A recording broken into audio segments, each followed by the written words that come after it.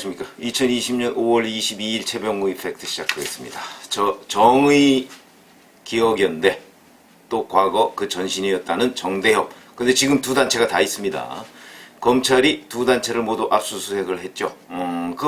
첫 번째 이유는 회계 불투명입니다.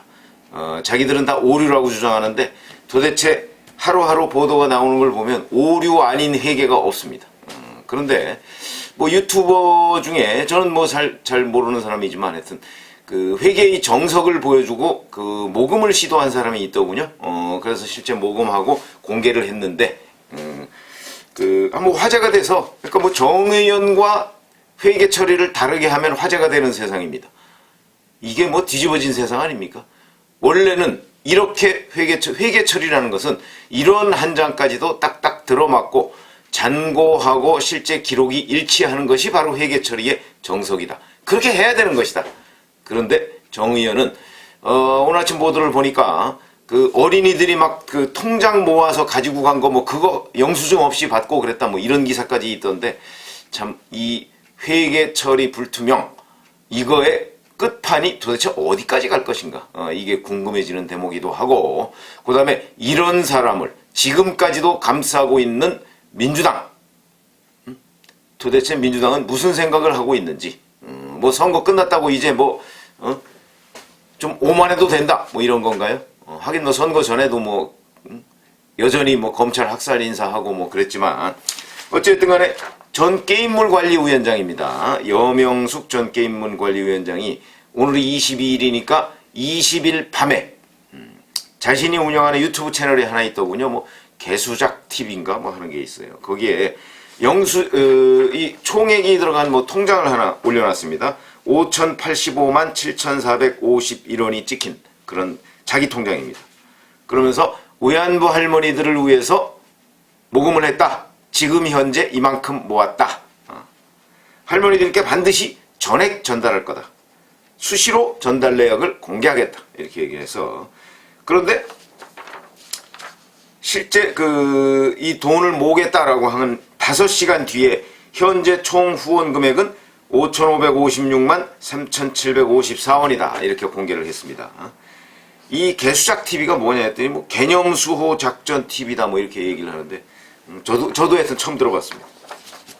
위안부 할머니들의 생활안정자금 모으기를 직접 진행하려 한다. 이런 식으로 했고요. 이제 본인이 이제 투명성을 앞세워서 모금 활동에 나섰다고 그러는데 이게 지금 조금 전에 들어가 보니까 조회수가 87,000회 정도 됐더군요. 87,000회. 그리고 댓글은 2,187개가 달렸더군요. 그러니까 많은 사람이 이제 댓글에서 신선하다. 사실은 아니 이게 정상이지. 이런 한 장까지도 그 모금액을 투명하게 공개하고 그것을 위안부 할머니들을 위해서 쓰겠다고 했으면 그 용도대로 쓰는 것이 정상이지. 특이할 것도 없는데 이런 게 화제가 되는 세상이 안타깝다. 또 이런 댓글도 있고 여러 가지 하여튼 그런 댓글들이 있습니다. 근데 이제 여명숙 전 위원장이 이렇게 얘기했습니다. 이번에 후원해 주시는 돈은 할머니들 외엔 그 누구에게도 10원 한 장 돌아가지 않는다. 단 1원까지 100% 할머니들에게 쓸 것이다. 직접 전달하고 후원금 총액과 후원자 명단도 투명하게 공개할 것이다. 근데 유튜브 채널을 통해서 얼마가 들어왔고 얼마가 나갔다 이런 것도 이제 공개를 하겠다는 것이고 근데 이 동영상을 올리고 1시간 만에 1,000만 원이 모였다고 합니다. 그러니까 우리 사회에 아직도 위안부 할머니들을 돕자라는 그 대의에 공감하는 사람들이 굉장히 많은 모양이다. 왜 그러냐면 이게 누구 한 사람이 1,000만 원 딱 낸 게 아닙니다. 이 여명숙 전 위원장에 따르면 대개 5,000원짜리 10,000원짜리 이런 소액 기부가 대다수라고 합니다. 그렇게 따지면 정말 어떤 뜻이 숭고한 사람들의 그런 의지가 한꺼번에 모인 것 아닌가 이런 생각이 들고요. 그래서 현재 위안부 할머니 중에 생존해 있는 사람은 18분입니다. 이 18분. 근데 이제 여명숙 전 위원장이 인터뷰해 놓은 걸 보니까 이 18분의 연락처 같은 걸 아직 다는 모르고 있죠. 지금 이용수 할머니 거는 이제 입수를 했다고 하는데 이 18분의 연락처와 은행 계좌 뭐 보내줘야 하니까 직접 찾아다닐 수는 없으니까 그런 것들을 아직 다 확보를 못했다고 합니다. 그러니까 그런 것들이 확보되는 대로 이제 얼마를 보내겠다 이렇게 하고, 그 다음에 후원하신 분들 뭐 5천원짜리 만원짜리가 대다수라고 하니까 그럼 이 후원하신 분들의 명단을 공개하는 것도 이제 하겠다고 했으니까 곧 하겠죠. 그런데 이제 그 중에서는 정말 나는 익명 기부를 하겠다, 아마 이런 분도 계실지는 모르겠습니다. 어찌됐든 간에 우리가 지금 이제 남은 것은 결국 여명숙 전 위원장도 무슨 뭐 어디에서 모금 뭐 허가를 받거나 뭐 그런 게 아니기 때문에 일단 자기 계좌로 받았습니다. 이 점은 윤미향 더불어시민당 당선자하고 똑같은 상황이죠. 자기 계좌로 받았습니다. 근데 여명숙 전 위원장은 자기 계좌로 받을 수밖에 지금 없는 구조죠. 뭐 다른 무슨 계좌가 없으니까 무슨 정대협이나 정의연이나 뭐 이런 그 공익 법인의 계좌가 있는 것도 아니고 법인을 만든 것도 아니니까, 그러니까 이제 자기 계좌를 일단 받았는데 여하튼 낱낱이 지금 현재까지 공개를 한 상태고요. 이것을 17분한테 뭐 5천만 원이 좀 넘으니까 17분한테 하면 뭐 아마 이제 지금도 뭐 계속 좀 들어오고 있지 않겠습니까? 그럼 아마 300만 원 이상씩 이렇게 아마 전달이 될 텐데, 어떤 돈이 얼마가 모였다 뭐 이런 것들이 중요한 게 아니고요. 일단 이런 사람도 있고, 어찌 보면 이런 사람이 전혀 화제가 되지 않는 세상이 사실은 다른 세상이다. 왜 그러냐면 아니 회계 처리를 똑바로 한 사람이 그게 뭐 칭송받을 일입니까? 그러나 우리 사회의 정대협과 정의연과 같이 뭐 그게 제가 회계 처리에 오류가 있었는지 아니면 회계 처리를 일부러 부정한 방법으로 한 것인지 그것까지는 아직 드러난 것이 없죠. 그거는 이제 서울 서부지검에서 지금 뭐 수사를 하고 있으니까. 그런데 뭐 나중에 예를 들어서 일부러 회계 처리를 그렇게 했다 하면 이건 회계 처리 오류가 아닙니다. 범죄입니다, 범죄. 저는 뭐 그 가능성이 꽤 높다고 봅니다. 왜냐면 한두 번 정도 뭐가 잘못됐다고 하면 그건 실수이거나 오류일 수 있습니다. 그러나 지금 정대협과 정의연의 경우에는 그건 실수이거나 오류일 수가 없는 것이 한두 번 정도가 아니고 정말 지금까지 밝혀진 것만 해도 10건 가까이 됩니다. 한 번 내지 두 번은 우연이 될 수 있습니다. 그리고 실수일 수 있는데 이게 10번 가까이 되면 이건 실수일 수가 없습니다. 그거는 의도적이거나 아니면 바보이거나 둘 중에 하나입니다. 회계의 히읗자도 모르는 바보이거나, 뭐 정대협이나 정의연이 그런 그 어떤 뜻 자체는 뭐 숭고한 의미를 가지고 있다 뭐 이렇게 얘기를 할 수 있는데, 자 그걸 뭐 우리가 이 사람들 바보야 이렇게 얘기할 수는 없는 거 아닙니까? 그런 것으로 본다면 제가 보건대는 정대협과 정의연의 지금 그 회계처리 불투명은 범죄 행위일 가능성이 매우 높다. 그렇기 때문에 서울 서부지검 물론 고발이 들어와서 수사를 하고 있습니다만 서부지검도 수사에 착수한 것이 아닌가. 그리고 이제 그 저희처럼 기자를 오래 한 사람들 또는 검사를 오래 한 사람들은 이런 사건의 경위 같은 걸 처음부터 끝까지, 그리고 본인들의 해명 같은 걸 이렇게 보면 여기에 범죄 가능성이 몇 %구나 하는 거를 이렇게 직감적으로 알 수가 있습니다. 물론 그 직감이 틀리는 경우도 있죠.